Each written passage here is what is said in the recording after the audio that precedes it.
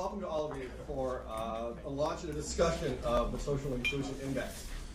This was the idea of the funder for this index, Mauricio, from the Seattle International Foundation, that when we publish this, and it will appear in a week in the summer 2013 America's Quarterly, that we come to Washington and do a briefing for the media, for multilaterals, and for the general community here to explain a little bit what we're thinking about, but also for our purposes, to get your input. As I'll explain in my opening remarks, the idea is to really get a discussion going about what social inclusion is, how you measure it, and how we can sort of improve the measurements of it. This is very much an iterative process, an open participatory process in how we look at this issue and how we can evolve over time.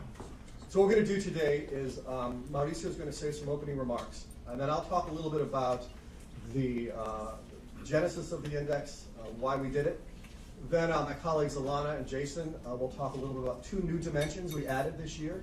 Alana will talk about women's rights and LGBT rights and financial access dimension, and Jason will talk about comparisons between social inclusion and violence. Then we're very happy to have two people serve as commentators. Jose Cuesta from the World Bank, the Poverty Unit, will talk about add his comments and criticisms, if he likes, to the index, as well as Judith Morrison, who, without trying to compromise her too much in her independence on this, she was actually at the original meeting about a year and a half ago when we started talking. A lot of her ideas found their way into the index. She's from the IDB, and she'll also be providing her comments on the index. So, Mauricio.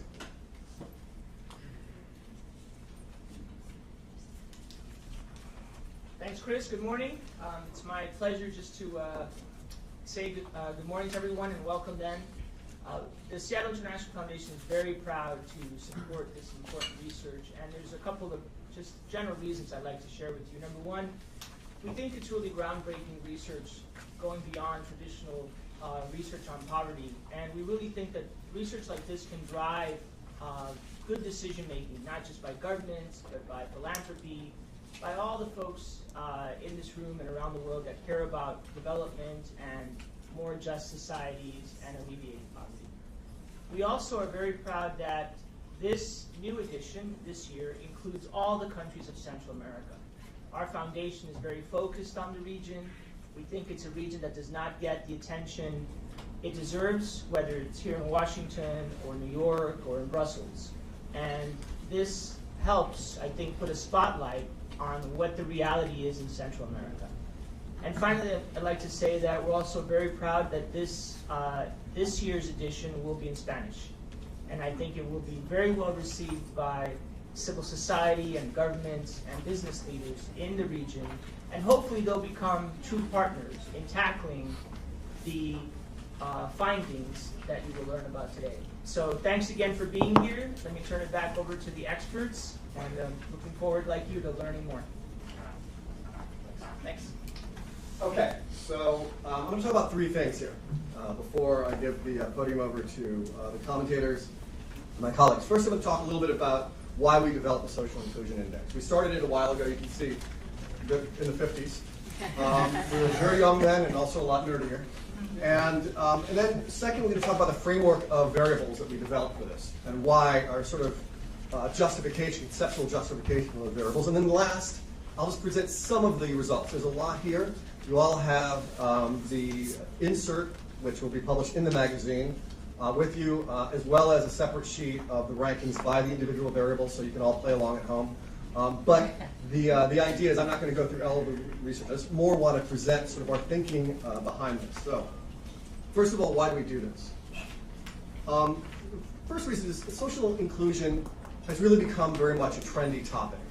You hear people talk about it a lot, very much like sort of sustainable development or sustainable cities or civil society or social capital. When I first came to Washington 15 years ago, these were all the very trendy topics. But what does it really mean?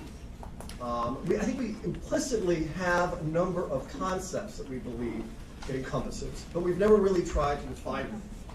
We have a number of very good efforts that are going on by other institutions. The World Bank has a Human Opportunity Index. The Bertelsmann Foundation has a Transformation Index. The Avena Foundation has a Social Progress Index. The World Bank is actually coming out also with its own social inclusion report, And all of these are very good. This is not about competition. It's about sort of strengthening a public debate about this. But I believe that actually, as a journal, we have a particular advantage because there's certain freedom to address some of the other components that we think belong in there. Because I think many of us implicitly carry this bias that social inclusion also includes notions of political and civil rights, broadly defined, both human rights, democratic rights, as well as LGBT rights. I think we also assume that it includes notions of a lack of discrimination and access irrespective of race and gender. I think we also have an idea that also includes certain sort of public perceptions and opinions and behaviors that certainly go beyond the traditional notions of economic development and economics and social service delivery. So we first wanted to put that out there and have an open discussion of components. We also in that wanted to provide a disaggregated view of poverty and the relationships between that and social inclusion, particularly by race and by gender. And then last, what we wanted to do is, as we're doing here and hope to continue doing, is give individuals an opportunity to comment, discuss, provide their ideas. And this is an iterative process. We'll do it again next year, and we hope to be able to add more next year as well. But since we're a journal, this isn't really about quantitative rigor. We didn't do factor analyses, we didn't do regression analyses. What we're trying to do is sort of set up a conceptual framework that defines different dimensions of it. And I believe that if we can define it, then we can identify some of the ways that we can therefore be able to measure it, which is what we're trying to do. So what are we talking about? First of all, economic growth. You need to grow. Second, social spending. Governments need to be able to spend on social programs to address issues of social welfare and poverty. Third, access to public and private goods, irrespective of race, ethnicity, or gender. In this measurement, we have school enrollment, secondary school enrollment, because in Latin America, fortunately, primary is almost up to 100%. Formal financial institutions, access to formal financial institutions, access to adequate housing, and access to a formal job. Again, all disaggregated by race, ethnicity, and gender. We also have freedom of poverty, again, disaggregated by race, ethnicity, and gender. And then attitudes and behavior.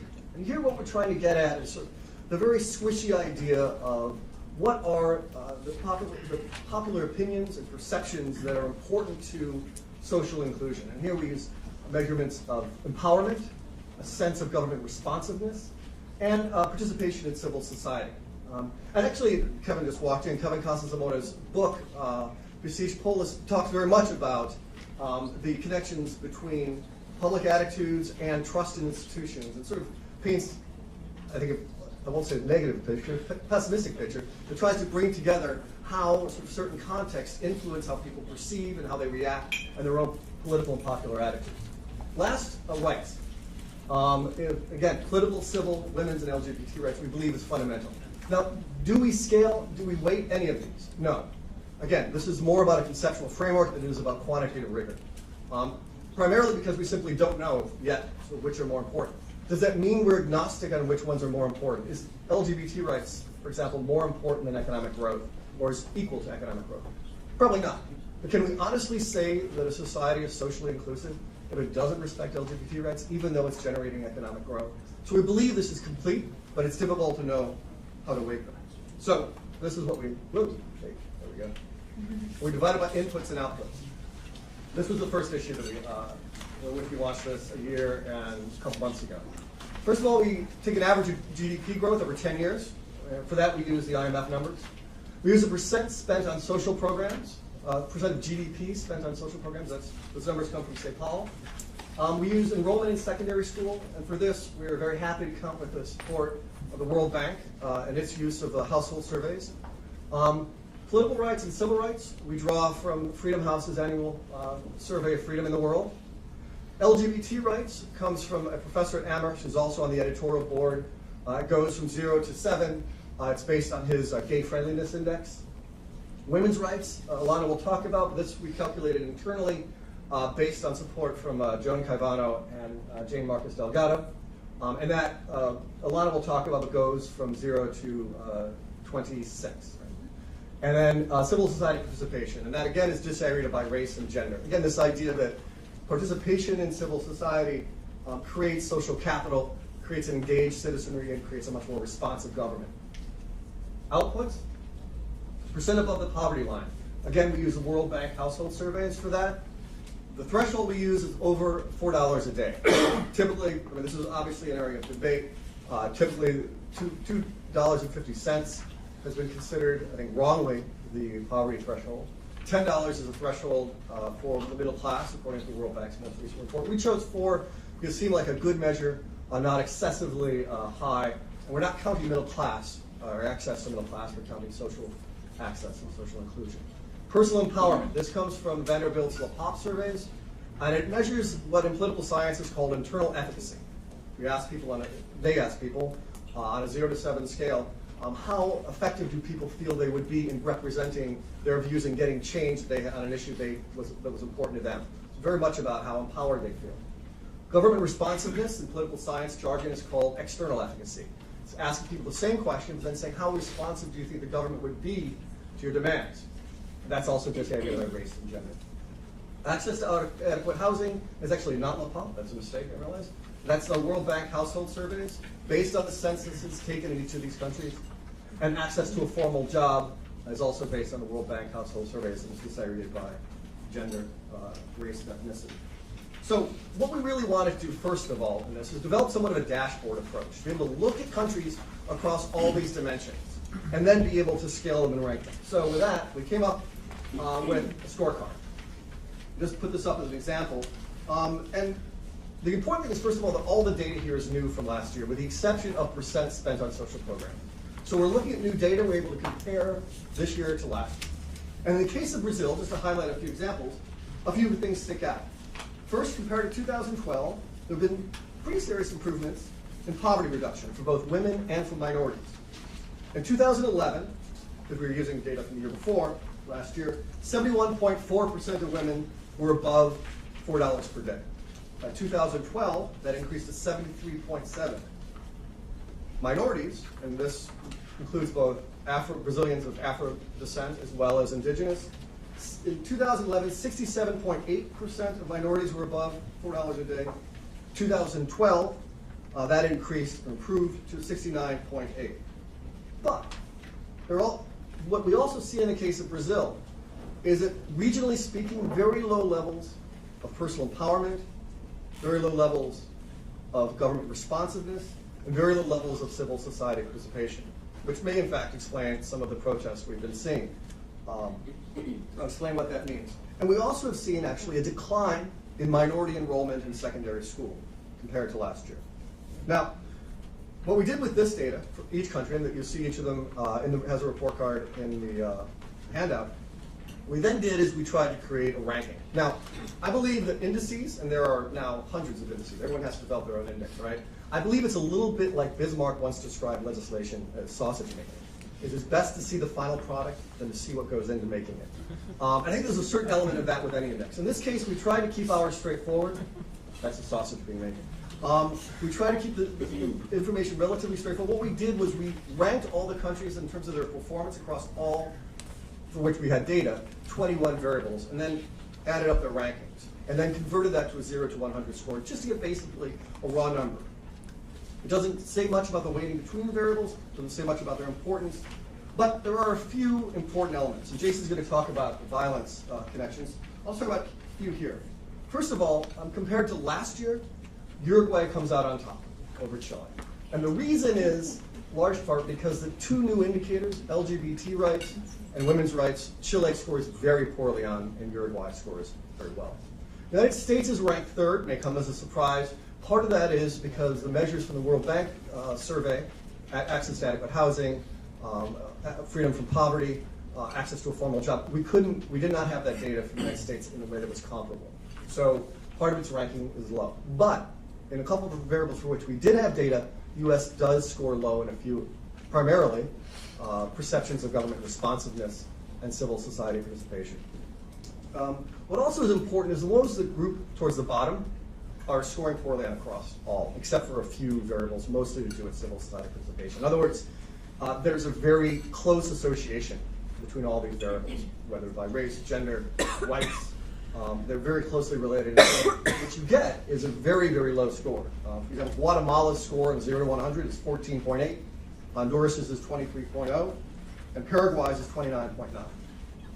Another interesting development is that Brazil, even though it's ranked third, in terms of its distance from the others, is by a factor of about 20 points. So while it's third, it clearly has a series of challenges, particularly in areas of access to secondary school by race and political and civil participation.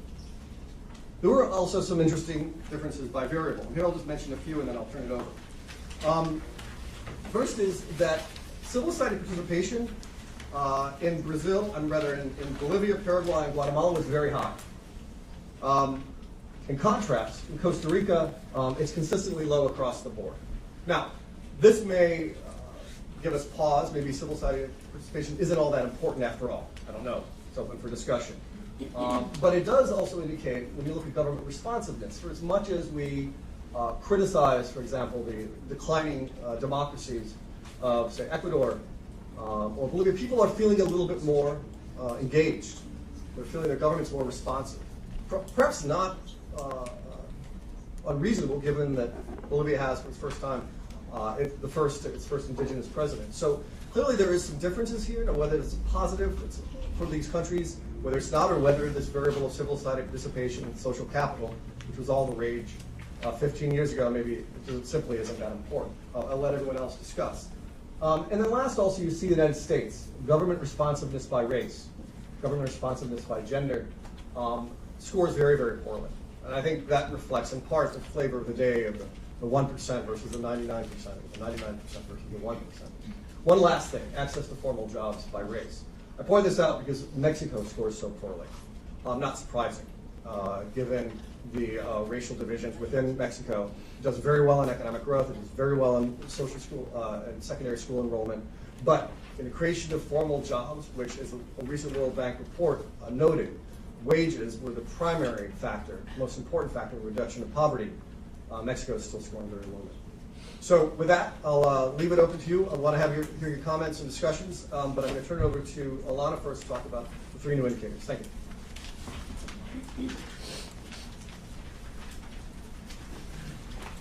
I'm going to put that up there so it burns on your cornea and you're never able to think about anything else.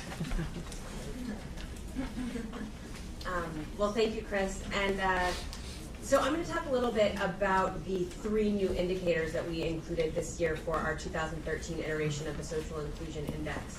I'm going to take you through an overview of financial access by gender, women's rights, and LGBT rights.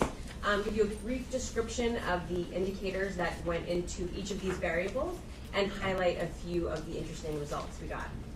So for LGBT rights, the hope was to measure it in a comprehensive way that looks at everything from freedom of discrimination to the right to marry. So to do this, we used the 7-point scale developed by a group of researchers led by Javier Corrales at Amherst College, and they were the following. The first was if same-sex sexual activity was fully legalized. The second was if same-sex relationships were fully legalized. The third, if same-sex marriage is legalized by a national government. The next, if full adoption rights exist for gays and lesbians. If all homosexuals are allowed to serve openly in the military. If generous protection against discrimination is offered. And if generous gender identity protection is offered. So in each of these 7 cases, the country got either a 1 or a 0. And the result is a score which ranges from 0 through 7 and is termed the Gay Friendliness Index, or the GFI ranking. So why now? Why include LGBT rights for this year's index? So I think the really exciting thing about including LGBT rights this year is that there seems to be a growing understanding throughout the region that these rights are crucial for development and social equality. And in fact, 2013 was a huge year for LGBT rights in many countries. In April of 2013, Uruguay passed same-sex marriage laws with a large majority. 1 month later, in May, same-sex marriage was passed in Brazil due to a sweeping federal court ruling. And 1 month later, in June, on June 26th, the United States Supreme Court ruled a portion of the Defense of Marriage Act, or DOMA, unconstitutional, that barred the federal government from recognizing same-sex marriages in the states where they were legal. And this particularly for us was pretty exciting because on that day, on the 26th, we were actually working on finalizing our own social inclusion index before sending it off to the publisher. So we were actually able to change the United States score for the same-sex marriage and overall changing the U.S. ranking in this one category. So the results. At the top of the pack were Uruguay and Brazil that scored perfect 7s in this category. 1 point behind with a score of 6 was the United States, followed by Mexico with a score of 5.5. Along the bottom were Honduras, Panama, and Paraguay with scores of 1. And these are all in the social inclusion packet in the final page. You can see the full rankings. A country actually that we didn't include in the index was Belize, but they actually scored the lowest overall for Latin America with a score of 0. So as we did for LGBT rights, we also wanted to create a very comprehensive variable for women's rights that encompassed a wide range of laws and indicators. And so as we had mentioned before, and as you can see, we already disaggregated a lot of our indicators by gender and by race, but we wanted to go further and create an indicator solely for women's rights. So the research for this was conducted by Joan Caivano at the Inter-American Dialogue, as well as Jane Marcus Delgado of the College of Staten Island at CUNY. And the women's rights scores ranges from 0 through 26, with 26 being the highest and the best score, and it accounts for 5 different indicators. The first, we looked at maternal mortality rates, and this data was pulled from the World Health Organization. Another indicator we looked at was reproductive rights, and the research for this looked at abortion laws and degrees of permissibility. And so there were 6 subcategories for this. They ranged from if abortion was prohibited without exception, to prohibited except to save a mother's life, all the way to permitted without restriction. The next was the percentage of women in political power, and this includes female ministers, deputies, and senators. The next was if laws exist to protect against violence against women. So we looked at laws on domestic violence, sexual harassment, and sexual violence. And lastly, we looked at the availability of data on physical violence and sexual violence against women. The data for these categories were pulled from the Pan American Health Organization and the CDC, the Instituto Nacional de Mujeres, and the National Intimate Partner and Sexual Violence Survey. So this is kind of a lot of information and sources to throw at you all at once, but the point is that the information was pulled from multiple sources and was a large compilation of data. So a few interesting results. Chile, while tied for 2nd place overall in the entire social inclusion survey, actually was tied for 9th place with Nicaragua for this women's rights index. And this was largely attributed to it receiving a 0 for abortion, as it is prohibited without exception. Other results, Costa Rica and the US were at the top. They were tied for 1st. They were followed by Colombia, Mexico, and Uruguay, which all tied in 3rd place. And at the bottom of the pack again, we saw El Salvador, Honduras, Panama, and Guatemala. For our 3rd indicator that I'll go through with you, this was financial inclusion. And our data for financial inclusion comes from the World Bank's Global Financial Inclusion Database, or the Global Findex, which is the first public database of indicators that measures people's use of financial products across economies and over time. We think financial inclusion has gained a lot of importance lately, especially as a key policy objective to improve the lives of the poor and reduce income inequality. This smoothing of consumption and ensuring against economic vulnerabilities is key, and allowing lower income populations to save and borrow allows them to build assets, invest in education and entrepreneurial activities, as well as improve livelihoods. So for our index, we were interested in measuring financial inclusion by gender. So we looked at the percentage of males and females that had an account at a formal financial institution over the age of 15. And in this case, a formal financial institution includes banks, cooperatives, credit unions, or microfinance institutions. And this indicator was very important for a number of reasons. The first, for most people, having an account at a financial institution serves as an entry point into the formal financial sector. Further, a formal account makes it easier to transfer wages, remittances, and government payments. And it can also encourage savings and open access to credit. So some of the results. Globally, the average for this indicator is about 50%, and Latin America is in the middle of that pack with about a 39% account penetration rate. It ranks below high-income economies, East Asia and the Pacific, and Europe and Central Asia, but above South Asia, Sub-Saharan Africa, and the Middle East and North Africa. And globally, as well as in Latin America, males have a higher percentage of account penetration than females. In Latin America, males are 26% more likely to have an account at a formal financial institution. And where we didn't see that trend in the 16 countries that we looked at for our indicators was Chile, Nicaragua, Paraguay, and Uruguay. In these countries, actually, access by gender seemed pretty equal, or if there was a difference, it was significantly, statistically insignificant.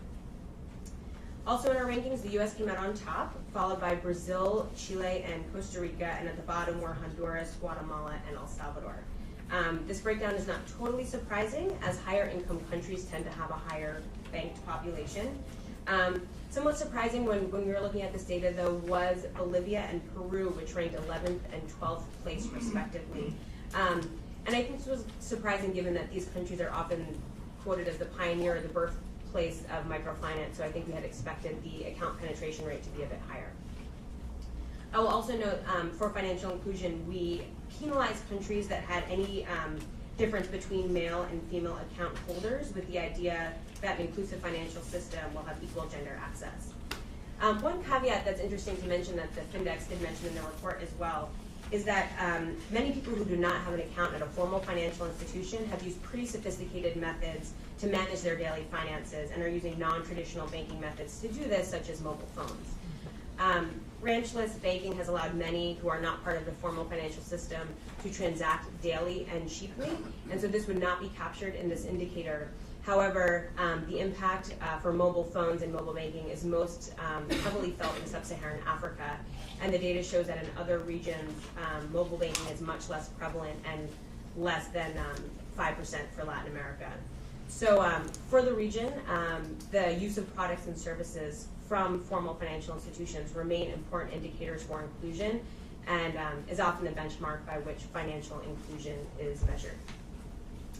So with that, I pass it off to Jason, who will discuss overall social inclusion rankings and their comparison to homicide rates.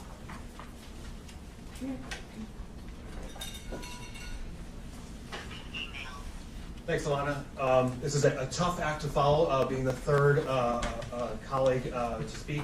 But what I'm going to do now, as Chris mentioned before, is talk a little bit about the rankings and how that relates to homicide rates in the region. Chris showed the correlation you'll see at the end of the handout that you have, and how that correlates to homicide rate per 100,000. Obviously, there's a lot of different ways to measure violence, but one of the ways that it's oftentimes done is looking specifically at homicide rates. And this is a critical step for us to do, because violence reduction is so key to national prosperity, and we wanted to look at whether there's any relationship between more inclusive societies and violence.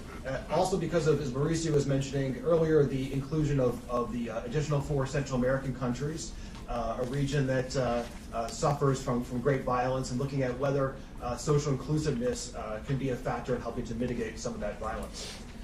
And this is also critical for development strategies, as many folks in the room here are from World Bank, IDB, other funding agencies, private and public and multilateral. And to what degree should some of the different components that are part of our social inclusion index be a part of an overall violence reduction strategy? So here we used homicide data from the UN Office on Drugs and Crime.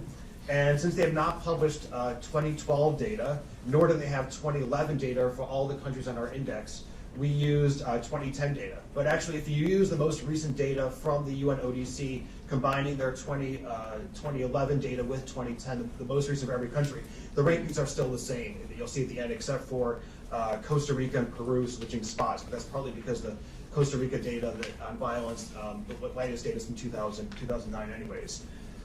Our goal here was not to measure causality between violence or homicide rates and between social inclusion, but rather to look at the extent of correlations between the two, especially because any kind of causality would be a two-way street.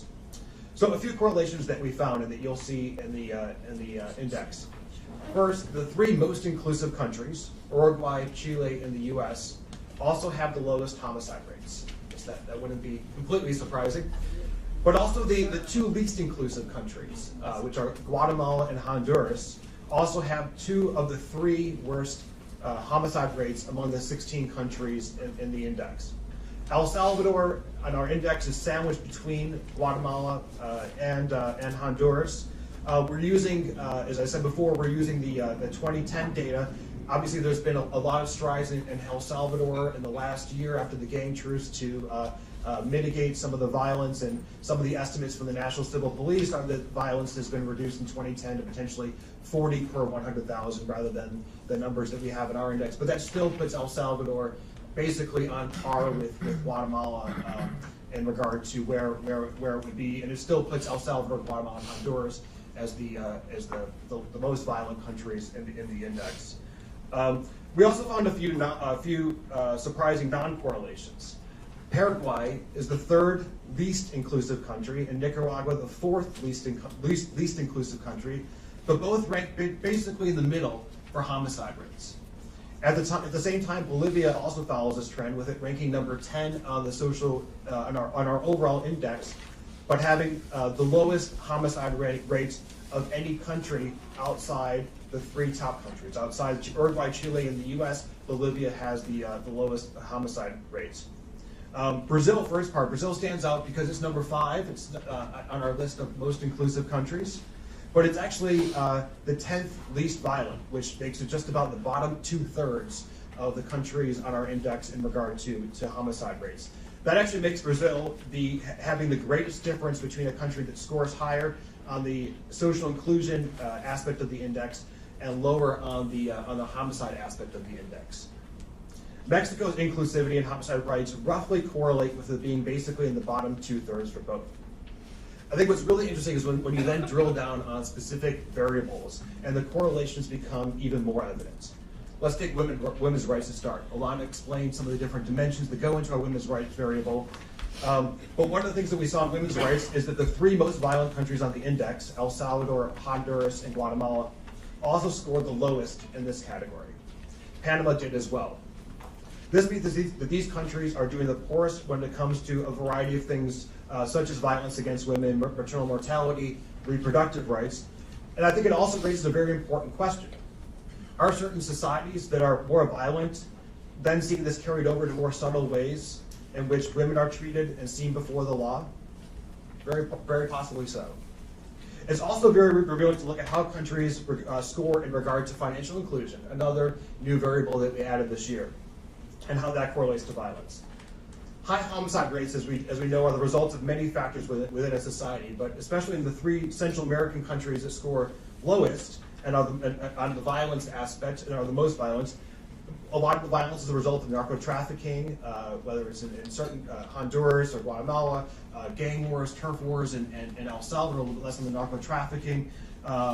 But a lot of that stems from a variety of factors. One of it is a lack of opportunity, and this is reflected by a number of things, including financial inclusion.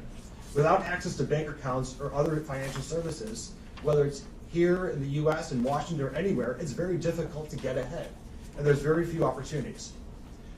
So it's important to point out that these countries, these Central American countries, also score the lowest on financial inclusion. Again, this may just be a correlation. That's very likely, but it also points to the need for greater efforts from the domestic and international communities to foster financial access in these countries. It also begs another question: can addressing this correlation and improving financial inclusion be a component of a larger strategy to reduce violence? Very likely, yes. And I'll call out Kevin again. Kevin Costas-Amor, who has this new study on the besieged polis, identifies a number of vulnerabilities that seem to be associated with high levels of crime, including, among others, inequality in income distribution, youth without opportunities for social integration, as well as a lack of trust in police and judicial institutions. Those are, I think, some of the variables that most correspond with some of the things that we found. And his argument is reinforced by our findings. The least violent Latin American countries, Chile and Uruguay, also score the best when it comes to political rights and civil rights. The civil rights score factors in the rule of law, and the civil rights score factors in the rule of law, and the political rights score looks at function of government as a core determinant, both of which are key to trust in police and judicial institutions. As well, greater financial inclusion can help to address some of the inequalities that Kevin points out in his study are associated with high levels of crime. Unfortunately, in all these factors, Guatemala and Honduras rank at the bottom, whether it's civil rights, political rights, financial inclusion, all at the bottom. So overall, we can say the most inclusive countries are the least violent, and the least inclusive countries are the most violent. And we can say that certain variables, such as women's rights and financial inclusion, shed particular light on some of the factors that may give rise to more violent societies. So what are the takeaways, especially for some of the most violent countries in Central America? Well, I would say one is that violence reduction strategies must be comprehensive in nature and take into account the many factors that are needed to give people opportunity. As well, a greater focus on social inclusion may not necessarily dramatically reduce violence, but it really could go a long way toward creating a society where everyone plays on a more level playing field and there's less motivation to go into a life of crime. Some of these links between violence and social inclusion, especially in Central America, is something that the public and private sectors should and must take into account when looking at violence reduction strategies. A singular strategy, such as Mano Duro, for example, is not going to cut it, especially in the long term when it comes to reducing violence overall in societies. With that, I'd like to turn it over to Jose Cuesta, who will provide from the World Bank, who will provide a few comments, I'm sure all of which will be very praiseworthy of the index. Thanks, Jose.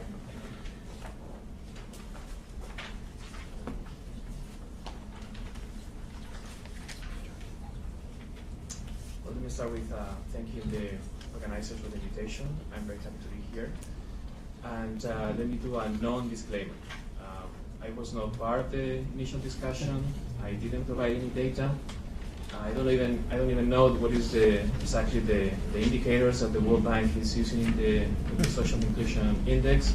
So I am completely independent. So please take my comments on that light. I think that this Social Inclusion Index does the two things that a very good Social Inclusion Index should do. And one is actually being inclusive. And clearly you have here in your index more dimensions at poverty, inequality, and economics. So I think that's definitely one of the main strengths of the index. I also have clearly other dimensions that you don't see typically in other social inclusion indexes or efforts to characterize social inclusion. So it's an inclusive social inclusion index. So I think that's the first thing to note. The second thing is that the ranking creates sufficient drama. You have a nice mix of expected results, but also other surprises that you don't clearly can explain right away. And actually, that's part of. I think that's part of one of the important things that an index should do, and a ranking should do. Not just looking at the ranking by itself, but also create that kind of debate and thinking behind why this is happening. Having said that, I have also a few recommendations on the sort of conceptualization of the index, on the operationalization of it, and also on the communication or analytical strategy. So let me start with the conceptualization. Reading the little report, I sense that basically you are equating social inclusion with opportunities, equal opportunities, and you are sort of distancing a little bit from poverty. For me, poverty, equal opportunities, social inclusions, they all share common grounds, which is of course deprivation of different dimensions that prevent individuals to lead a decent life. But each one of them have a different emphasis. Poverty emphasizes income, consumption, wealth. opportunities emphasizes circumstances, things that are exogenous to the individual that have an impact on these deprivations. And for me, social inclusion is about processes. It's about these processes that prevent or augment these deprivations. Your conceptualization here is more about inputs and outputs, and that's what economists do all the time. I'm an economist, so we do this all the time, but that sort of leaves the process in a sort of black box. And I think you have enough information here in your variables, in your indicators, in your dimensions, to tease out those processes. And I would invite you not to focus only or mainly on input and outputs, but also to tease out, to show that process part of social inclusion. The other reason is it's very hard to clearly define what is an input, what is an output. I see here, for instance, that secondary enrollment education is an input, but access to formal jobs or adequate housing is an output. That's not clear to me. That's not clear-cut to me. And again, I think by focusing on processes, you may get around these difficulties. On the operational or technical part, I think you claim in the report and also when you present it here that you are not weighting your dimensions. Equal weighting is a weighting, so you are weighting your dimensions,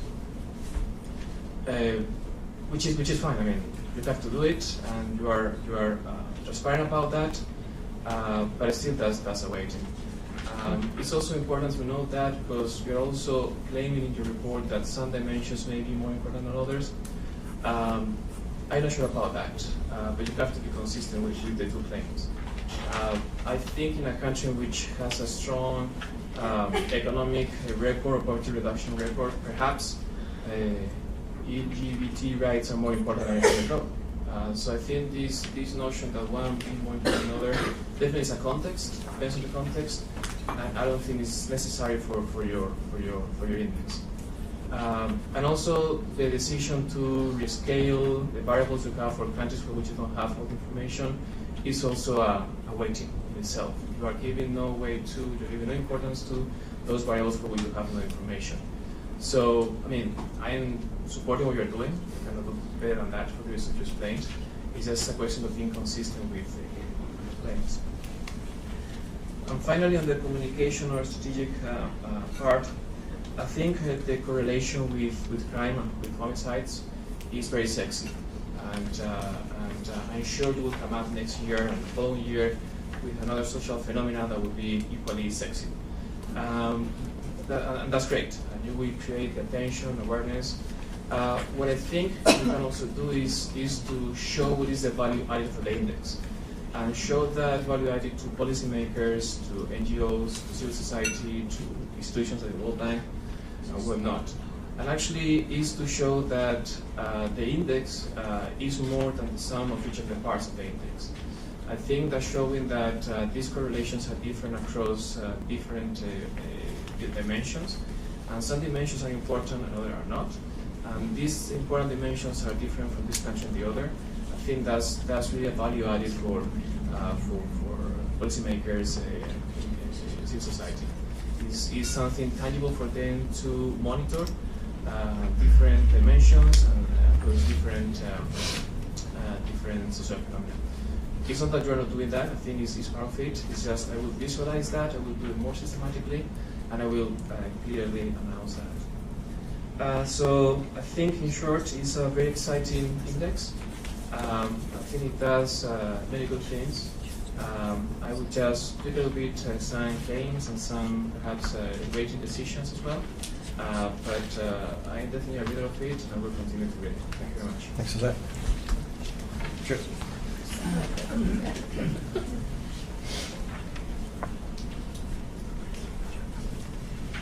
Good morning. First of all, I want to applaud the Americas Quarterly for the Social Inclusion Index. I remember when this process started, it's just mentioned a little over a year ago, and I said to him, boy, this is extremely ambitious. for the first index, actually, so it was almost a year and a half ago. The second index is even more ambitious because you've added even more variables. And I want to start out by saying how important I think this is for an institution that's committed broadly to qualitative work, also to journalistic integrity, to have kind of a bigger picture approach. I want to applaud you for that, and I also want to say that I think the idea also of ranking countries is very helpful over time, and that there are ways that you can see things qualitatively and through the journalistic lens that perhaps we can't always see when we're doing research. Okay, a couple of things about the index. And I wanted to just go over very briefly some of the new items, and I know many of you have just had an opportunity to take a look at it right now. So we're looking, the index here looks at economic growth, it looks at social spending, it looks at reduction of poverty, access to education, water, electricity, formal employment. It's also using household survey data. And one of the challenges with household survey data is that it's only as good as the sample size. And often in many countries, the sample sizes are not necessarily representative of the populations, and there are many challenges that the statistical institutes themselves face in terms of financial resources to be able to do adequate and proper sampling. And I think, again, that's why this kind of qualitative lens and this journalistic lens is so important, because you're going to find that in a number of the countries that you're looking at, you're not going to find data that's very accurate or that's very helpful for you for the exercise. The other thing that the index does is it looks at LAPOP. And LAPOP essentially is an opinion survey. LAPOP at Vanderbilt is an excellent tool. Part of the reason it's excellent is that it asks the same questions across all of the countries over time. There's another element of LAPOP that's fascinating that we've done some analysis with at the Inter-American Development Bank, and that is that LAPOP has an opportunity to look at skin color as well as self-identification by race and ethnicity. So you have a skin color palette that was actually developed by Eddie Tellez, who's at Princeton. So it gives you an opportunity to compare results by both self-identification by race and ethnicity and outside observers' identification by race and ethnicity. What's interesting is that the results are different, and the sample size for LAPOP tends to skew much more urban, and it tends to also get kind of much more elite. So for us, when we've done disaggregations by race and ethnicity, we've noticed that the income groups are actually significantly higher for certain racial and ethnic populations than what we're seeing in the census data. But it's a very, very good tool, and I think it's a very consistent tool. The financial access, LGBT, and women's rights, I want to applaud you for incorporating those elements. I think it would be helpful, and I was certain when I was reading the document that you had done this, but there's so many indices that are kind of behind the process that you used for giving that qualitative score, and they're very reliable. And not only are they regional, but many of those indices are global. So I think, again, it's a higher level of confidence, perhaps, than what the reader might initially think with the qualitative score that you're giving, but you're basing it on some very interesting global scores. So the addition, the total index includes 21 variables. There are 10 countries that have been measured across all 21 of these variables. This year, Costa Rica, El Salvador, Panama, and Honduras are included. I fully agree with Jose Cuesta's observation that by not weighting, in essence, you are weighting.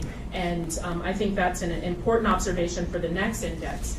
At some point, it may be worthwhile to do some weighting of the indices. And I think that the option also of not including all of the data sets for certain countries due to reliability also makes an awful lot of sense, as you've stated in the document. A couple of things, and I wanted to go to the slides actually that were highlighted a little bit earlier. There was a discussion on civil society participation by both gender and race. And this civil society participation score essentially looks at your affiliation in an association. And I think for many of us, and there's several people around the table here today that have deep knowledge and experience working with grassroots and civil societies and organizations, and I think the rankings are interesting. And again, I think it's probably this more urban bias of LAPOP. I think it may also reflect how people perceive associations versus NGOs or unions or political parties. So there may be a way to kind of tease that out, and maybe even have an analysis or a box at some point for the next round of the inclusion index that would kind of get at some of those factors of how individuals participate perhaps in other ways outside of just association membership.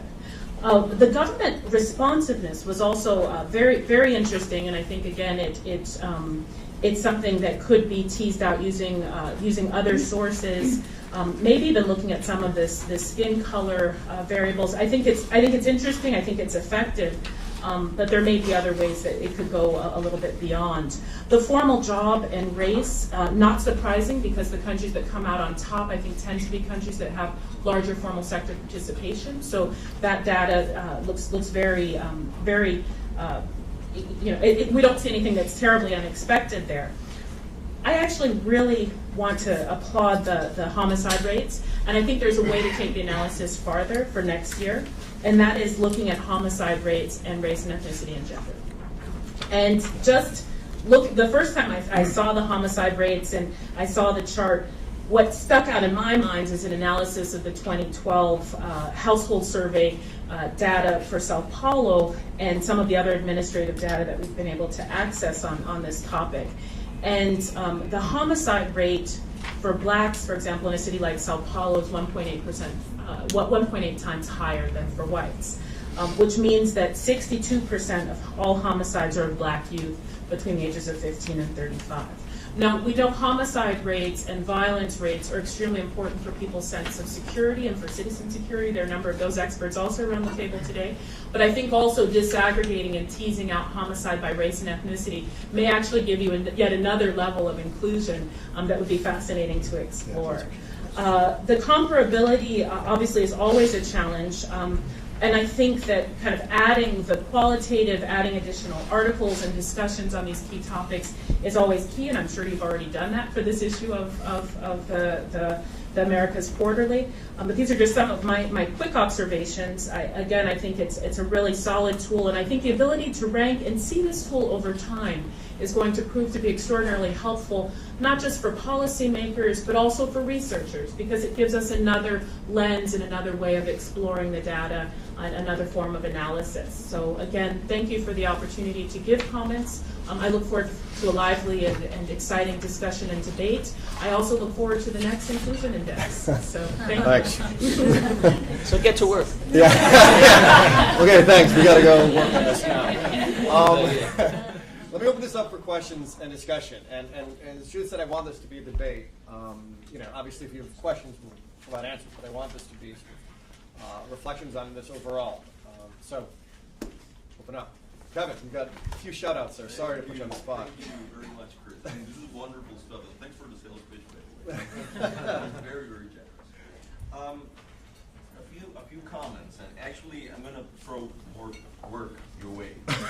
So, the first question that comes to my mind is, I had never seen the internal architecture of the index until today, and it's slightly surprising that the variable income distribution is not there.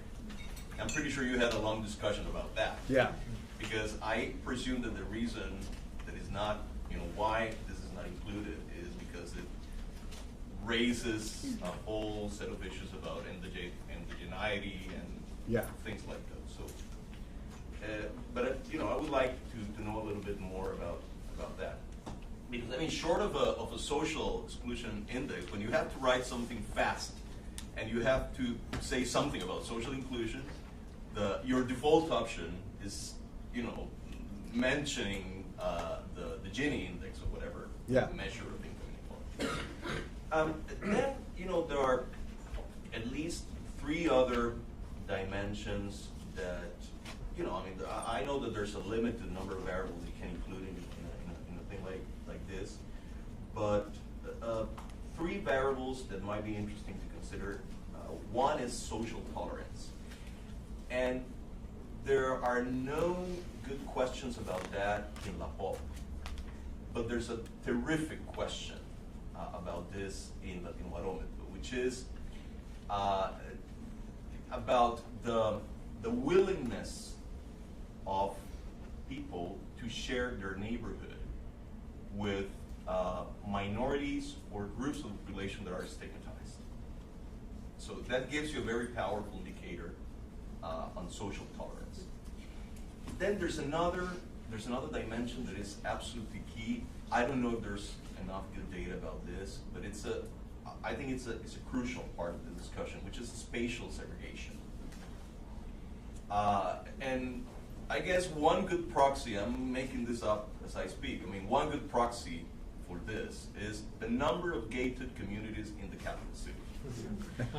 You know, you just have to read today's front page story in the Washington Post about South Africa. So that would be interesting. And last, I'm slightly surprised about this, the issue of digital inclusion. I mean, there are plenty of surveys and you know, plenty of information out there that you can use. And finally, a question. And this is not an innocent question. It's a question from a Costa Rican. I mean, I'm slightly. I would like to know more about the issue of government responsiveness. I mean, how you're measuring, because I mean, the results for Costa Rica seem to be this small in that regard. I'll answer a few of them, and then all good, Kevin. Thanks for throwing more work my way. I didn't have enough to do.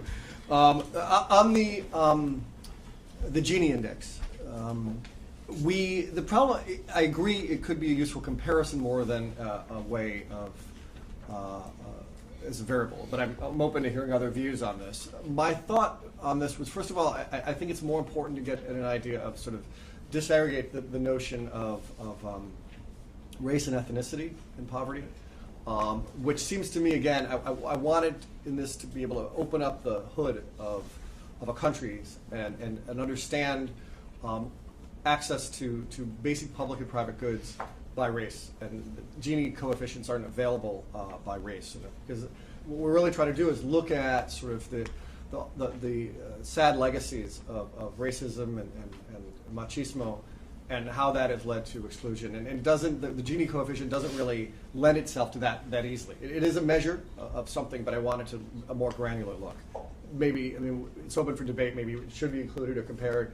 I'm happy to hear other people's comments on this. The spatial segregation is important. I think we should also include measures for gated communities in Florida and how they treat people who aren't there. I don't think Florida would do very well. The social tolerance is I think, very good. And then on the digital inclusion, I think that's a good idea. It's a good question. The problem is, and I think it'd be interesting to include, the problem is I still remain somewhat of a skeptic about absolute levels of digital inclusion and how they. I mean, I think they measure something, but I'm not sure they measure how effectively people use the computers. Most measures of digital inclusion I see are asking people, when's the last time you had access to the internet through any various means. I'm not sure that actually measures. That could just be in a cyber cafe, but they're not actually sort of banking online. They're not doing other stuff. So, I think we'd need something a little more granular on that, that looks at sort of the effectiveness of their inclusiveness rather than the standard measures that I've seen, which is people's access to an online portal of some sort. Government responsiveness. Oh, government responsiveness.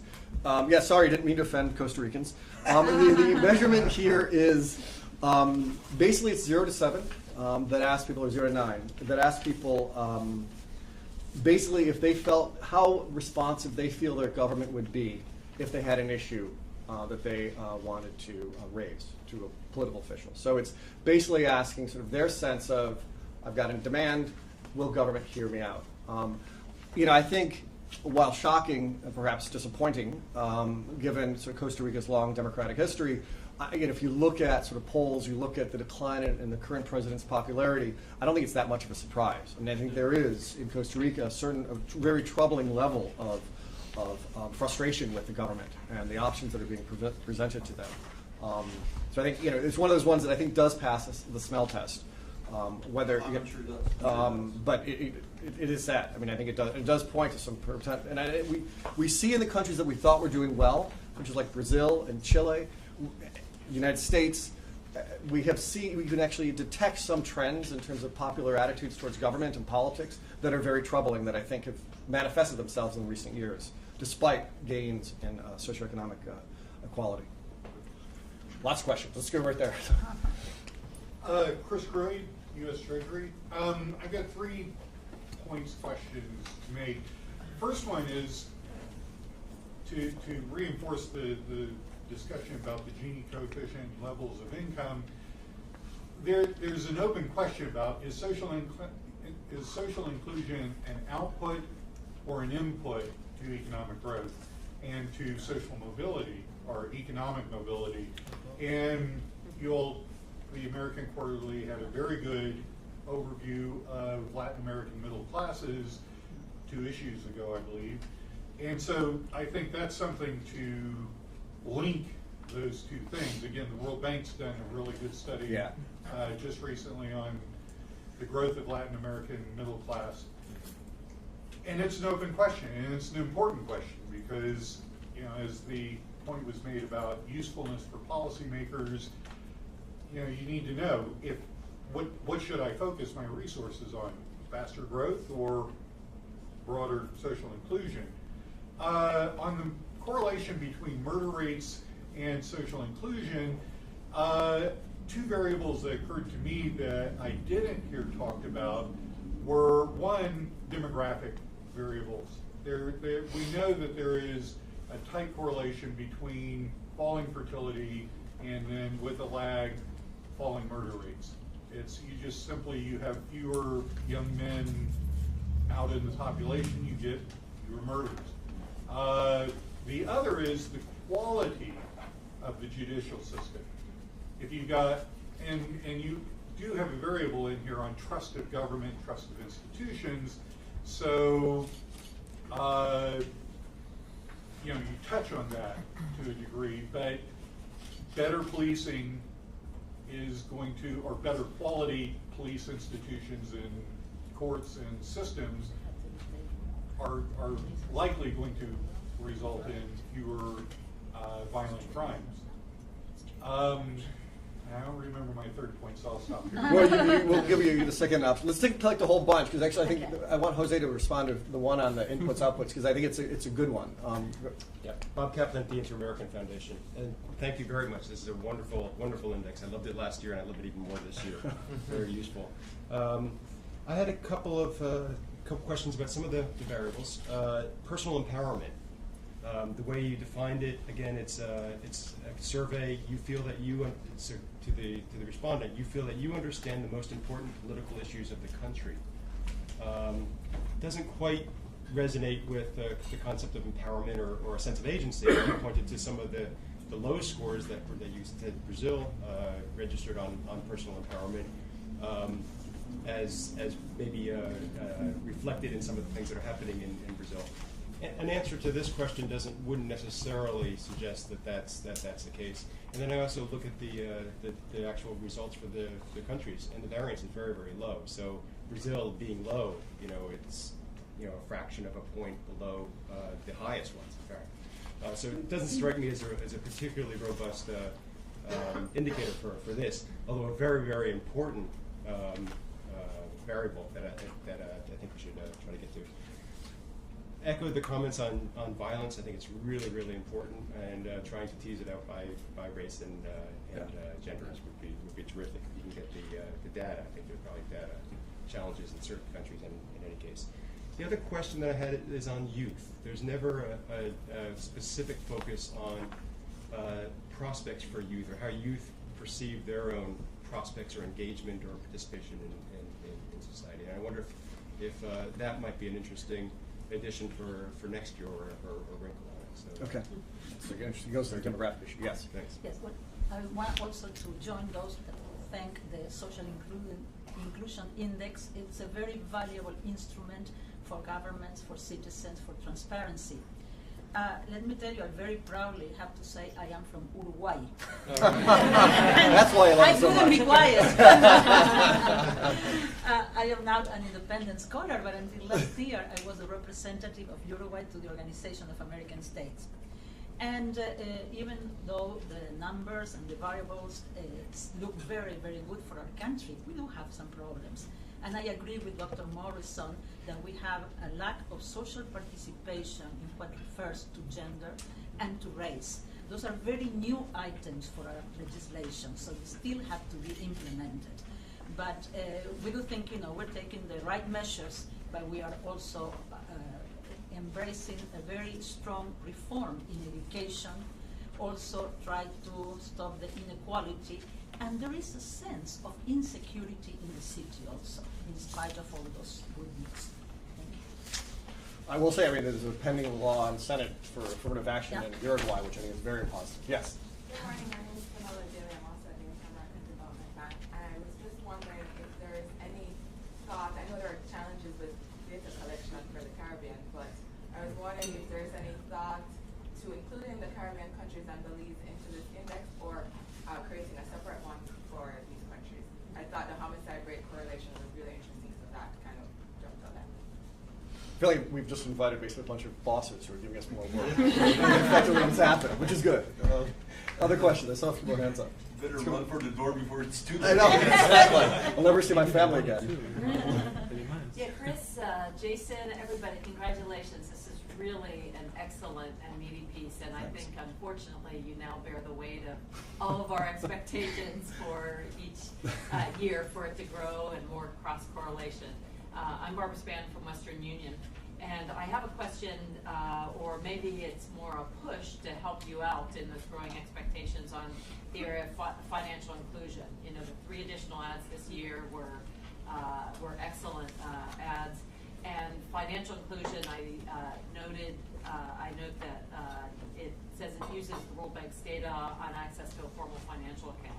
Generally, when that kind of data is done in their global index, you're looking at an actual bank account.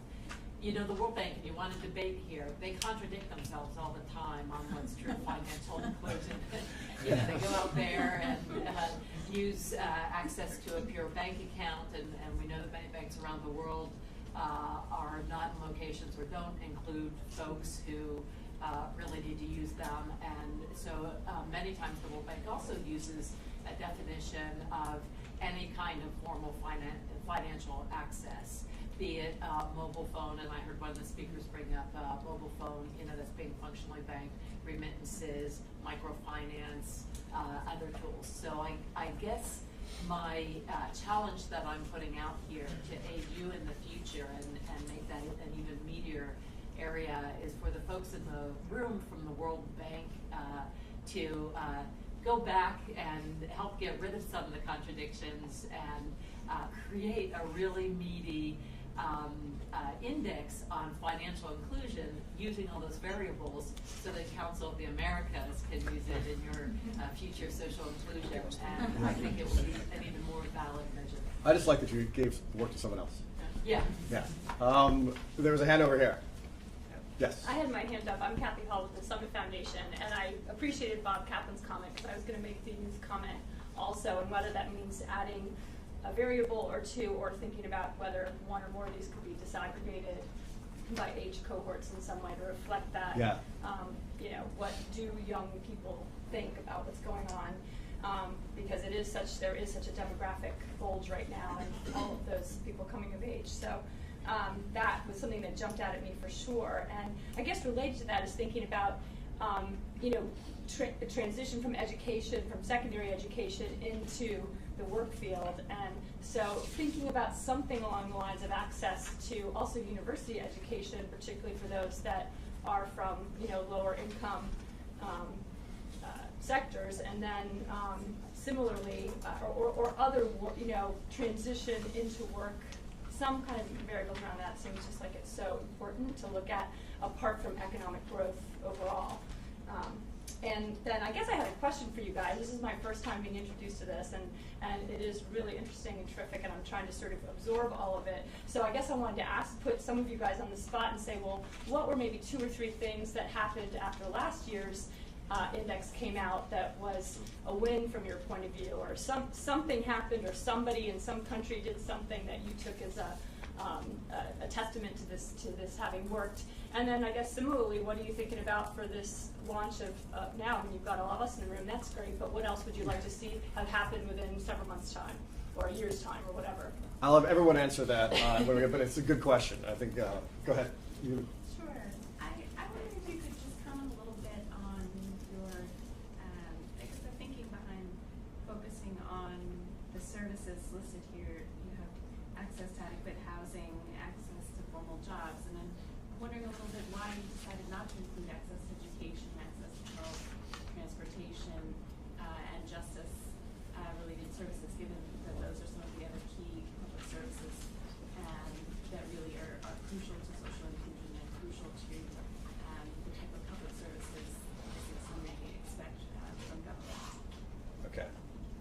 then question there, and then we'll answer. Then we'll start a second round. Go ahead. Hi, I'm Viviana Jagaman with City House, and I'm so happy to have the opportunity to comment on this because I'm finally on this side of the table. So please be kind, because you know what it's like to be on this side. Logical questions of the complaints about why my country didn't support better. But I will say that I'm surprised that my country, Chile, didn't support better in civil society participation. And I want to say that not to make a case about Chile, but to make a comment that's more substantial. It seems to me that civil society participation is evolving rapidly. It's taking other forms, not only participation in formal organizations or groups or unions or whatever, but also the streets on the one hand, and related to some other comments, social networks. There's a virtual dialogue that takes place, and that it seems to me should be considered in some way.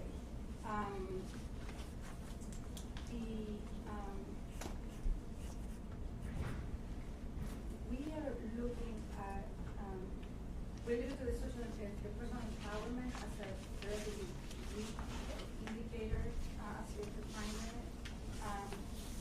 It seems to me that, for example, how governments are responding to social change, to what extent there are legal and policy changes to the demands of citizens.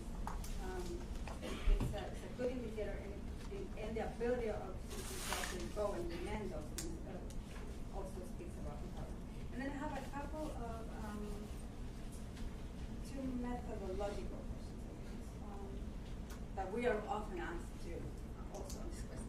Is there a criteria, have you thought of criteria, when to assign a point, when to consider that sport change, for example? Is it enough that a government passes a law for the sport to change, or are you going to look at how the law is implemented?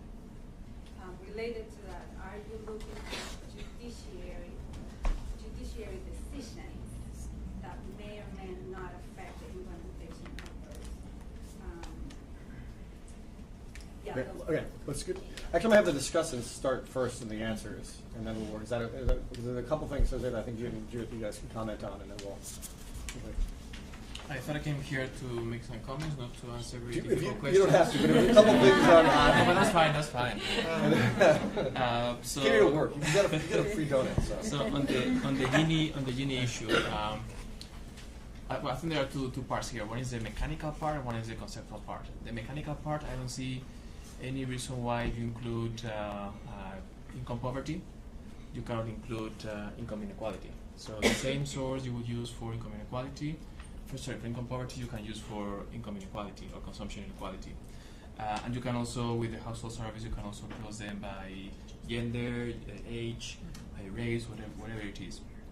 So that's a mechanical part, so it's possible to do it. Now the conceptual part is, do you want to do it or not? And the honest answer is, I'm not sure really. And I work for the Poverty Reduction and Equity Unit, and I'm not sure myself that you should include that or not. I don't think that any of these dimensions are by themselves either an input or an output as a sort of absolute category. I think it depends what you're talking about. I think it's a messy route to categorize this variable as an input, so I put it here. This variable as output, so I put it there. Or I'm not sure, so I won't put it there. So I don't think that's the effective way to think about this. I propose a very simple guidelines. Income is about horizontal income, opportunity is about circumstances, it's about processes. I will focus more on processes, whether inequality, which part of inequality creation is the process you want to capture, more than throwing in there Gini or any other variable. That will be my solution or my suggestion. And also inequality of what? Is inequality of income we were looking at, or is inequality of access, inequality of rights, inequality of what? So that opens a whole set of questions. So I will focus on a simple conceptualization that makes sense and can answer why this variable is in there and why it's not. in a systematic way and go along with that. On this, before the financial inclusion contradictions. And now the bank is talking about not only or mainly inequality, it's talking about shared prosperity, and that's a fancy way of putting together growth and what you mentioned before, inclusive or broad inclusion. We are not looking at Gini to capture that. We are looking at the income growth of the bottom 40%. I mean, I think it's a very nice way of getting around the key issue of different countries have different tolerance for inequality, and you want to be relevant for all the countries, regardless of whether ideologically the government in turn is more inclined to talk about inequality or not. So I think this is a common language for everyone. And on the contradictions, I mean, you go to a meeting at the World Bank, you have 3 persons, you have 5 different views. I don't think it's really possible to come up with a consensus. I think we strive to do that. Sometimes it's the average, or the median, and the median, of course, is not always sound, sometimes has contradictions, but I can assure you we try the best. A couple of quick things. I think the growth of the middle class is an absolutely important factor to include. I think also when we look at race and ethnicity in the middle class, we're seeing this very large emerging middle class in places like Brazil that tends to skew more Afro-Brazilian, this kind of rise of the CD class. I think also for AQ, because of the links with the private sector, there may be private sector sources of information on markets and middle class that could be tapped into that actually we're starting to see are even more reliable than government sources because of the ability to mine big data. So I think that's spot on, Chris. I fully agree with that observation. The quality of the judicial system is an excellent point, and I think it gets into some of the comments that were made also on this side of the room, because it's about laws, it's about access to justice, but it becomes kind of very messy and complex. So maybe there are ways of creating strategic partnerships with civil society groups, with OAS, with others that are looking at judicial system and access to justice more broadly. On the question of youth, I think how youth engage is extraordinarily important. Similarly, we're talking about social media, we're talking about people maybe who don't necessarily have the same notion of associations or affiliations. I think that's spot on. I think also with the question of digital inclusion, there's an element of personal preference. There's some research that suggests that kind of getting together in a cyber cafe or a more collective space actually can spur more creative thinking than people being in their homes, accessing a computer or surfing on a smartphone. I mean, I think there are some complications there, but it seems to me that with the growing and emerging demographics around youth, this is going to become an important factor, not just for digital access, but also perhaps even for education, when we're looking at access to higher quality education and some of these online courses that are free and openly available to all. This digital technology and inclusion is going to be an important factor for the long haul. Remittances actually are not incorporated in this discussion, and I think there may be some interesting ways of looking at financial inclusion and looking at the role of remittances over time. I mean, I think it's going to have a much stronger impact in certain countries over others, but it reminds me a bit of some of the fiscal incidence work that I know that Nora, who's involved in some of those initial conversations, and Nora Lustig and the World Bank is also supporting the CEQ, the commitment to equity. We're also supporting it at the IDB.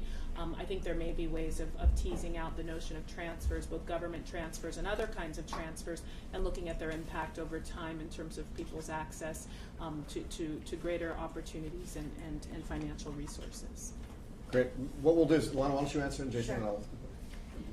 So the first comment I wanted to speak about actually goes back to, I believe, Barbara's point from Western Union about the financial inclusion and the World Bank data. So the account at a formal financial, and I agree with everything that you said, however, the World Bank indicator for the account at a formal financial institution includes banks, credit unions, cooperatives, post offices, or microfinance institutions. So that is included as a formal financial institution for that indicator. But I do agree that as we did with the other indicators for LGBT and women's rights, where there were so many different components that went in to create one overarching comprehensive indicator, I think we can do that for financial inclusion again. And I agree that we should include, I think, more information on remittances, also what's I think increasingly important is the amount that people use these accounts for savings and how they're able to build these assets over time. So I think there's a lot of room for growth with the financial inclusion indicator. And another thing I wanted to speak about, I guess, Kathy, to go to your point of kind of some takeaways. I wasn't here for the 2012 iteration of the social inclusion, so I came on board as we started thinking about the 2013. And I was really excited to work on it, and maybe not knowing how much work actually went into it, overly excited to be a part of the team who worked on this index. But I think some key takeaways was including these new indicators, how important that was to be including LGBT and financial inclusion and women's rights. We were really excited about that and breaking that down. And we actually were talking this morning about kind of what we want to see come from this and what are the next steps. And I think for financial inclusion in particular, it's becoming such a larger policy goal for many governments and throughout the region. And there's a lot of, I think, ways we can help promote policy to help create accounts for people who aren't yet banked, and this is through government transfer programs and conditional cash transfers. That there's a large movement right now to move beyond a cash-based society, and I think moving into electronic payments through a lot of different policy and regulations in that respect will be huge for the region, and that in turn allows people to get a bank account and receive remittances from that to that account, or receive these government transfer monies, and in turn allows them to be part of the formal financial system. Actually, kind of keying off of Lana's point on kind of the index changing one, I think one of the key points that we want to emphasize as well is that as the region changes, the index changes, right? And so as the region has become more inclusive, when looking at women's rights or LGBT rights, we were talking before about even the U.S. the DOMA decision last month. And I think that's kind of, this index is a really good way for us to be able to kind of look at what different countries are doing, look at kind of the evolution of the region, and to see how countries are stacking up, and give, I think, Kathy, this kind of goes to your question a little bit, what can we do with this, but give policymakers a tool, not only policymakers, but also media and other civil society and others, specific ways in which they can help to influence policy direction in their country. Both countries that are doing well, to motivate them to do better, as well as some of the countries that aren't doing as well. And so this is, we create this as a very kind of digestible, easy to use tool to do that. There's obviously a few different comments on kind of extrapolating on some of the quantitative background information on some of these indices, and a lot of that'll be online, and we can refer people to that and whatnot. But sometimes that can be a little bit off-putting for folks to see that right up front. But it's important to focus on the fact that this is also data rigorous.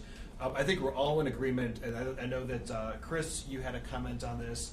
I think Bob, you mentioned this. Judith, you mentioned this in your remarks as well about the homicide data, breaking that out by race and gender. I think that would be very, very instructive. As we've done with other points, and I think that when you do that, some of the countries that might score better right now in the homicide rankings, they might not want to see what happens when you actually break it up by race and gender, where they particularly come down. And the judicial institutions, part of, I think, the kind of our scores on political rights and civil rights kind of get a little bit at the quality of judicial institutions, as I was mentioning in the remarks. But there are I think there's definitely some other ways to be able to capture that in a more comprehensive way. Also, Barbara, your comments on financial access, and Alana, you alluded to this as well, and Kevin on digital inclusion, is that's also kind of looking at violence in a country and whatnot. Is a lot of times there's many different reasons in which there isn't financial access.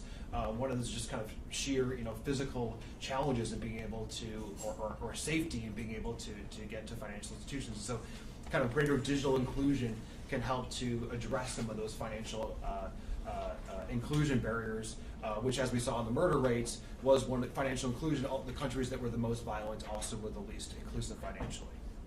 So, I'll just go through quickly, and then we'll leave a little bit of time for more questions, and we can answer quickly.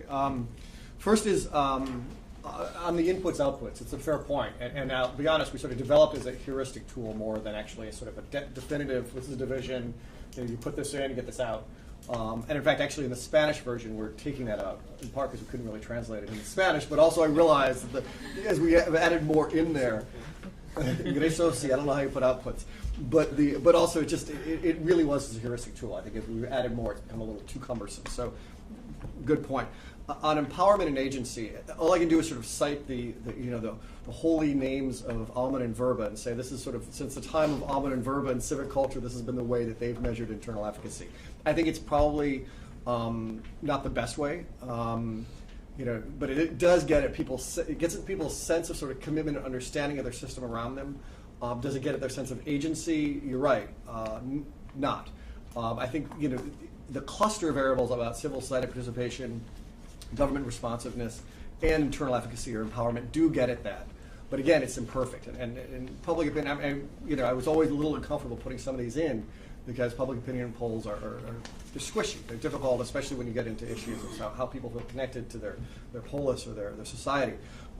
Which gets to the point, too, that you mentioned about the matter of civil society participation and government responsibility. I think that's fair. I mean, I think we do. I think again, now to criticize Aumann and Verba, I think we really haven't updated our notions of associations and associational life. People take part in things now in a much more fluid and informal way than they did when they belonged to a bowling league or the hair club for men. What they do now, and I'm a proud president, is what they also do is they now sort of it's texting, it's Skyping, it's things that sort of it's flash protests that I don't think we really measure, and I think that we're sort of missing that as well. I think that sort of calls for a better update on our public opinion polls. But the problem here is we're aggregators of this data. We don't actually create it, thank God, because we've got now enough to do clearly that we sort of.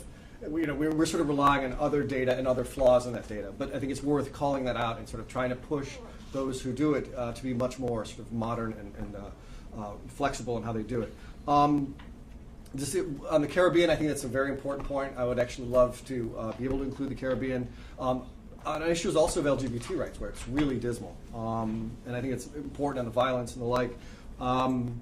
The issue of sort of laws and judicial systems and the efficiency and how governments respond is a difficult issue because there really are, again, we're aggregators of data, we're not doing it ourselves.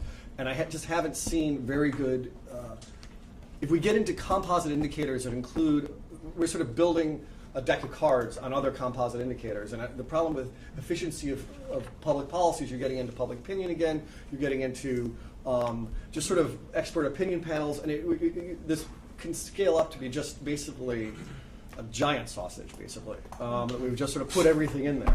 And so I'm a little bit reluctant to do this. So it's imperfect, but take the case of women's rights. What we did was we included a list of, and also LGBT rights, whether there were laws in the books for discrimination, reproductive rights, and the like. And then for the case of, but we couldn't really measure to the extent to which those are actually being respected, or there may be some issue of social tolerance as a way of getting at that.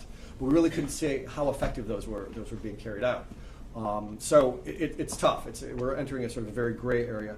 And then I'll just say this before more questions. I think your point, Chris, about how this relates to the virtuous circle of economic development is a good one. I think it's worthy of trying to figure out for the next one. Is trying to, is this an input, to use the input-output, but how does this actually, social inclusion actually lead to greater economic development? I think we're seeing with the middle class, and there's plenty of research that demonstrates how reduction of inequality leads to more sustainable and stable economic growth. I think it'd be nice to see this in some iteration there. Now, any other quick questions? We're almost out of time, but I do want to, Paula. I want to congratulate you and your team. I think this is great, and of course the inclusion of LGBT and women's rights are very important, extremely important. One of the things is about the LGBT measurements. I feel like we should be looking at popular attitudes as well as the existence of anti-discrimination legislation that includes sexual orientation as a protected category.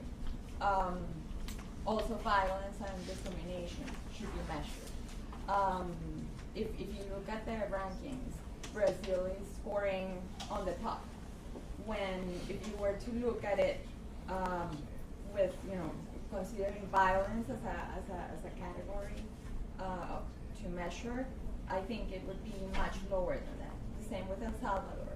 El Salvador is a country where attitudes towards LGBT people are very, very negative, extremely. I think it's one of the most homophobic countries in the region, and the violence is out of control against LGBT people. So I think this would, shift the numbers a little bit if you were to consider that.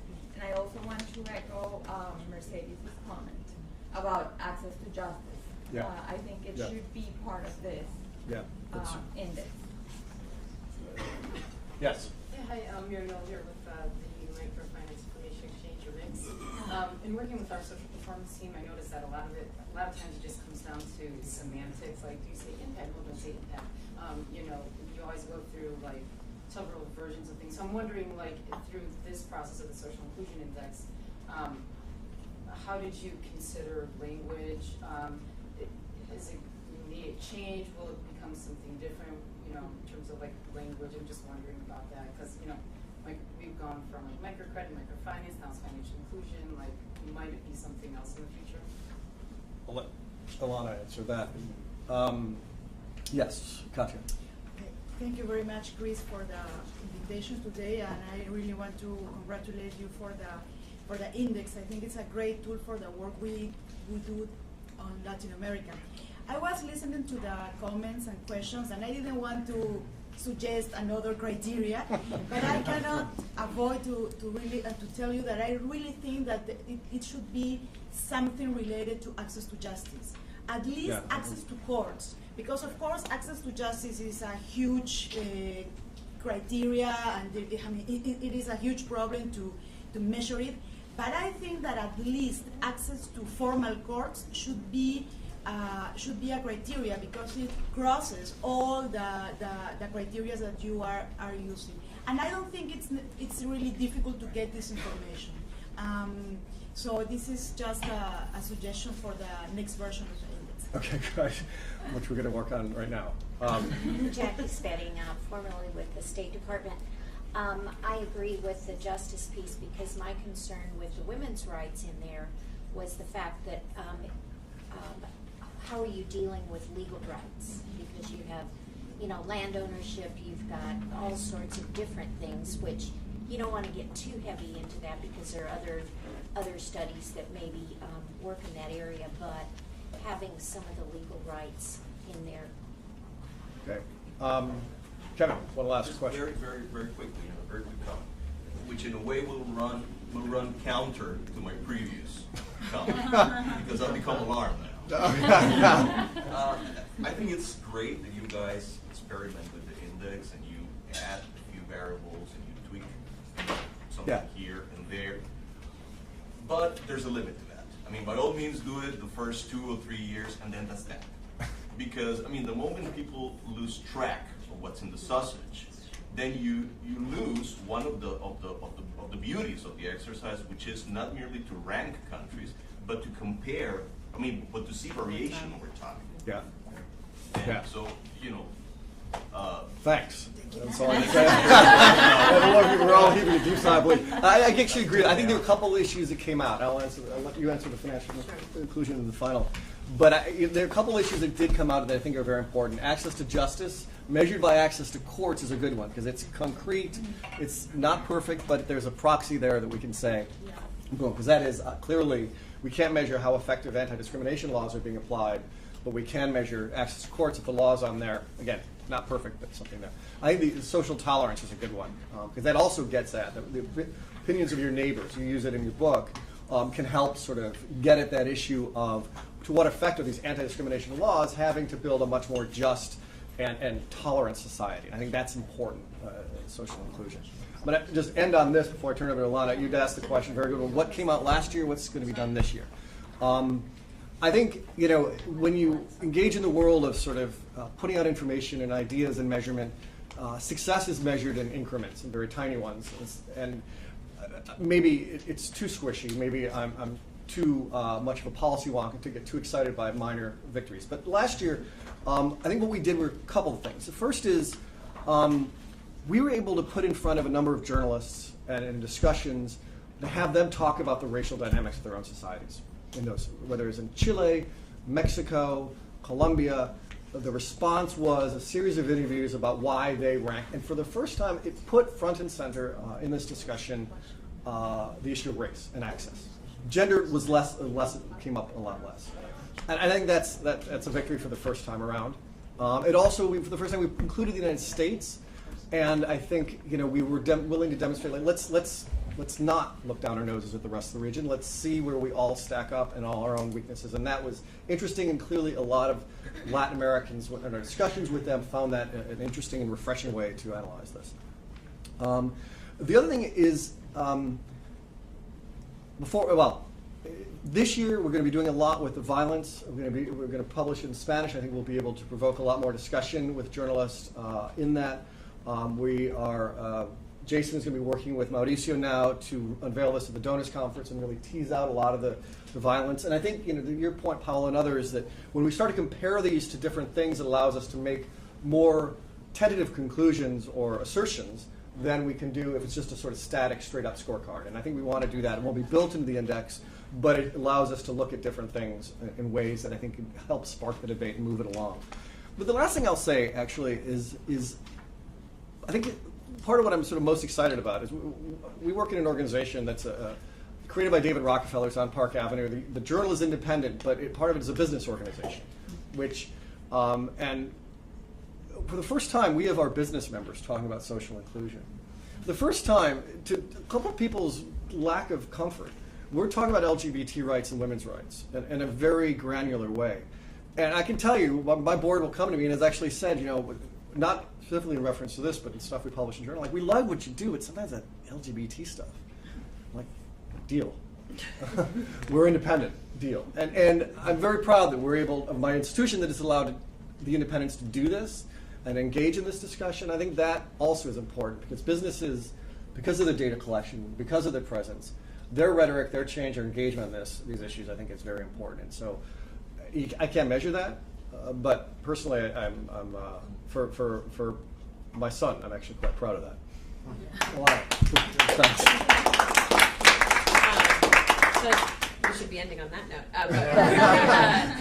To answer the question you said about kind of how we went about naming these different categories, and you bring up a great point with financial inclusion, because 10 years ago this would have been called microcredit, like you said, when the industry was just focused on the provision of credit. Then it changed into microfinance, and we were talking about more access to finance and credit and savings and informal savings as well, and now we're at financial inclusion.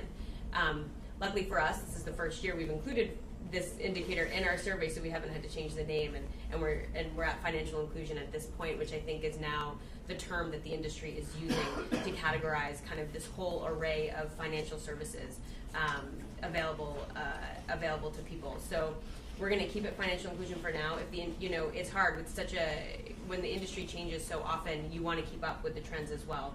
So I think if this does change in the next iteration, if there is more of an inclusive term that is kind of that is what the industry is using, we could possibly change to that, but try to keep the same, I guess, sense of what the indicator represents. Yeah, and I'll just say, the World Bank has its financial inclusion index, the FINDEX. We were going to name this the SINDEX, and then I realized it's something totally different. So we'll be working on that next year as well in our Washington office. I want to thank all of you for coming and your comments. This has been great. A little hot. Sorry about the air conditioner. We've crammed everyone in. I want to thank the team. Caitlin was here instrumental in doing this, but she worked a lot on it. This was truly a group effort. Not everyone's here. Adriana, Karen, of course, Alana and Jason. So thanks for coming. And really, please keep in touch. Thank you very much. Thank you.